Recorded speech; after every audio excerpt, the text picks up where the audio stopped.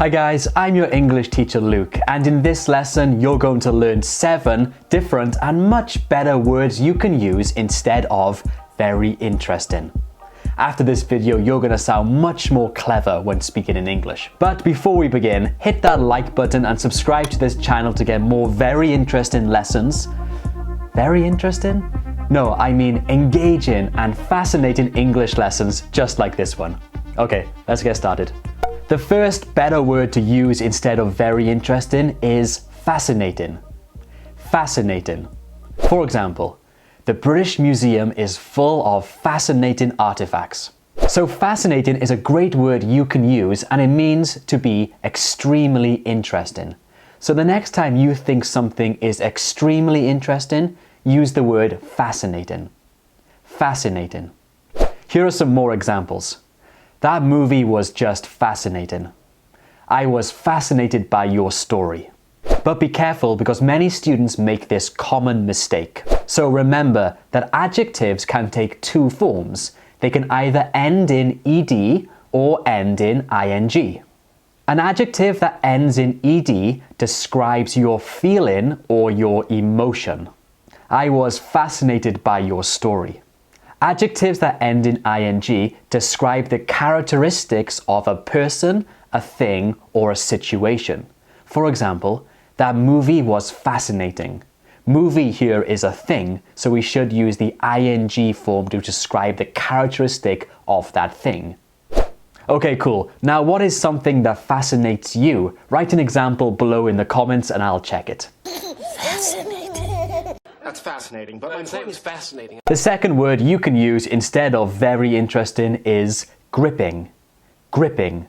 For example, the Game of Thrones was a gripping TV series. Or, that speech you gave last night was so gripping. So, to grip something means to hold it tightly and not let it go. But as an adjective, it means that something is very interesting and it holds your attention completely. You use this when you can't stop watching, listening, or thinking about something. So what TV shows or movies have you seen that were gripping? Leave your answer below in the comments. Short story about the lonely pony? Gripping. The third adjective on this list is one of my favorites, and it is intriguing. Intriguing. For example, the Harry Potter books were so intriguing. I find history to be intriguing. So intriguing means to be very interesting because something is unusual or mysterious.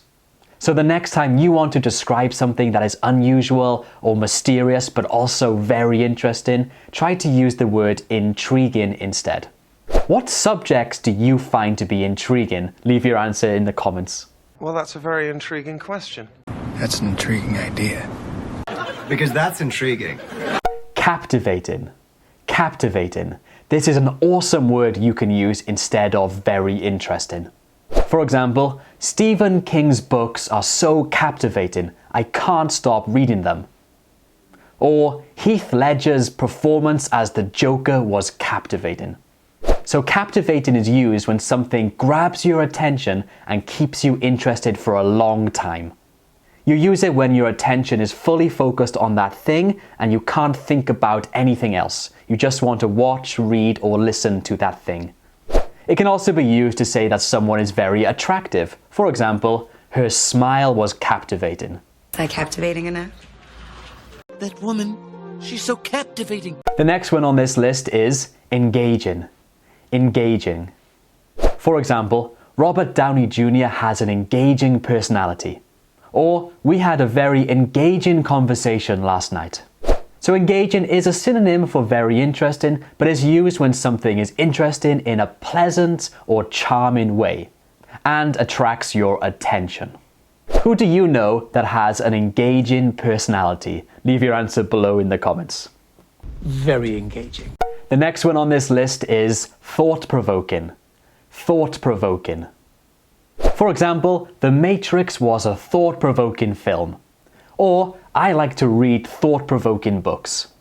So thought-provoking means to be very interesting in a way that makes you think deeply about that topic or that subject. So thought-provoking is a much more specific word than just very interesting. So use it the next time you read a book, watch a movie, have a conversation with someone that made you think deeply. Thought-provoking. What was the last thought-provoking film you watched? Write it in the comments. Well, that's certainly a thought-provoking hypothesis. Admit it's thought-provoking. Number 7 on this list is compelling. Compelling. For example, Obama gave a compelling speech. Her argument was really compelling. So we use compelling when something was very interesting, but also in a persuasive way. So if you listen to something that was compelling, it means that it made you rethink your opinion or persuade you to do something. This is when we use the word compelling. Sounds compelling. I found it compelling. Guys, now it's your turn. I want you to make your own sentences with these adjectives in the comments below. Don't forget to do that. Okay, that's it for this video. I hope you enjoyed it, and I'll see you next time. See you.